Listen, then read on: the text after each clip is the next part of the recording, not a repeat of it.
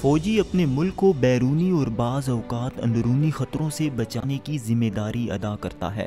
جنگ کے دنوں میں وہ کئی کام کرتے ہیں جن میں سرحد پر مسلح لڑائی سے لے کر اپنے قید شہریوں کی مدد تک شامل ہے۔ فوجی کسی خاص مہارت کے بھی ماہر ہو سکتے ہیں، جیسے انجینئرنگ، علاج، معالجہ، انٹیلیجنس اور لاجسٹک۔ یہ دنیا کے مختلف علاقوں میں بھیجے گئے امن مشن کے لیے بھی کام کرتے ہیں۔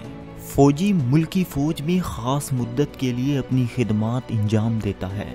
یہ خدمت کسی خاص شعبے میں رہ کر کی جاتی ہے اور اسی شعبے میں ترقی ہوتی رہتی ہے۔ وہ مزید مہارت حاصل کرتے چلے جاتے ہیں اور فوج چھوڑنے کے بعد شہری اداروں کے مالکان ان کی خدمات مستعار لیتے ہیں۔ میٹرک کے بعد فوج میں جانے کے لیے کسی خاص مہارت یا مضمون کی ضرورت نہیں ہوتی، البتہ جسمانی، طبی اور رجحان ٹیسٹ دینا پڑتا ہے۔ فوج میں افیسر یا ٹیکنیکل یونٹ میں بھرتی کے لیے آپ کو ڈگری کی ضرورت ہوگی۔ یہ ڈگری آپ کی چاہت کی ہو سکتی ہے یا پھر آپ جس شعبے میں جانا چاہ رہے ہیں اس سے متعلقہ موضوع میں ہو۔ فوج میں باقاعدہ شمولیت کے بعد آپ کو مخصوص لڑائی یا معاون کردار کی تربیت دی جائے گی۔ اگلے عہدوں پر ترقی کا انحصار تجربے اور قابلیت پر ہے۔ فوجی بننے کے لیے کن قابلیتوں کی ضرورت ہوتی ہے؟ اپنے کولیگ، سینئر افسران اور شہریوں سے گھر اور باہر مؤثر ابلاغ کے قابل ہو، ٹیم کے ساتھ کام کرنے کی مہارت رکھتا ہو تاکہ سپاہیوں اور افسران سے بہتر مراسم استوار کر سکے، احکام کی پابندی کرنے کے قابل ہو، مزاج اور برتاؤ میں لچک رکھتا ہو تاکہ کام کے ماحول، مقام اور ضروریات میں تبدیلی پر کارکردگی متاثر نہ ہو۔ زندگی کے لیے خطرناک صورتحال میں بھی درست کام کرنے کے لیے جسمانی تندرستی اور نفسیاتی مضبوطی موجود ہو، عزم اور خود تنظیمی ہو اور اتھارٹی کی عزت و احترام کر سکتا ہو تاکہ فوجی کی حیثیت سے اپنی ذمہ داریاں بھرپور انجام دے سکے۔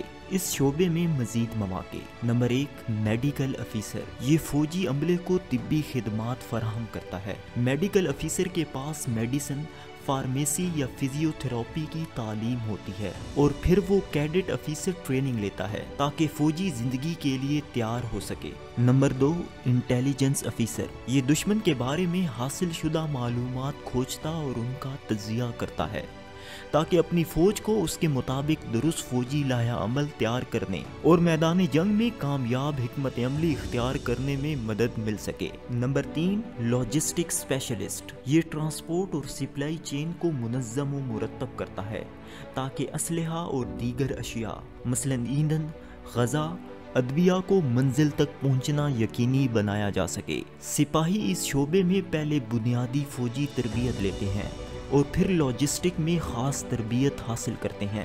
نمبر 4، پیرا ٹروپر۔ یہ پیراشوٹ چلانے کے ماہر ہوتے ہیں، دوران جنگ خاص اہداف کی حفاظت اور متعینہ اغراض کے حصول کے لیے دشمن پر فوری حملہ کرنے کی صلاحیت رکھتے ہیں۔ Number 5، tank commander. یہ جنگی ٹینک چلانے والے عملے کو چلاتا ہے۔ ٹینک کمانڈر تجربہ کار فوجی ہوتا ہے جو ٹینک ڈرائیور کو ٹینک چلانے اور فائر کرنے کی ہدایات دیتا ہے اور میدانی جنگ میں لڑائی کے دوران لڑتا ہے۔ اہم نکات: فوجی بننے کے لیے قومی دفاع، physical education, sports, engineering, information technology اور سائنس میں دلچسپی رکھنا ضروری ہے۔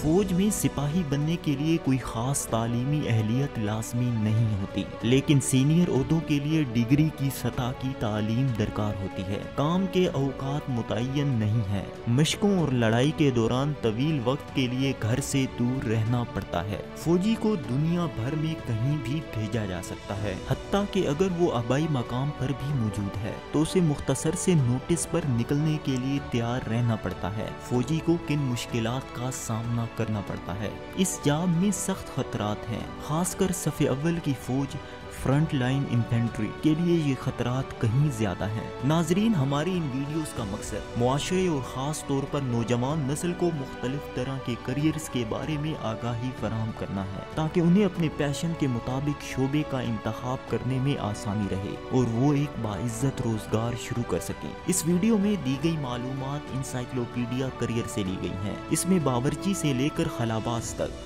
दुनिया भर में राइज करियर और शोबाजात के बारे में बुनियादी अमली मालूमात, करियर के लिए दरकार तालीमी अहलियत, ज़रूरी महारतों, बुनियादी दिलचस्पियों और दरपेश रुकावटों वगैरह का जामे तस्करा मौजूद है। इस वीडियो में दी गई मालूमात आपके लिए कितनी मुफीद साबित हुई, कमेंट बॉक्स में लिखें। इस वीडियो को लाइक करें, अपने दोस्तों के साथ शेयर करें और मज़ीद करियर्स के बारे में जानने के लिए हमारे चैनल किताब सुनो को सब्सक्राइब करें।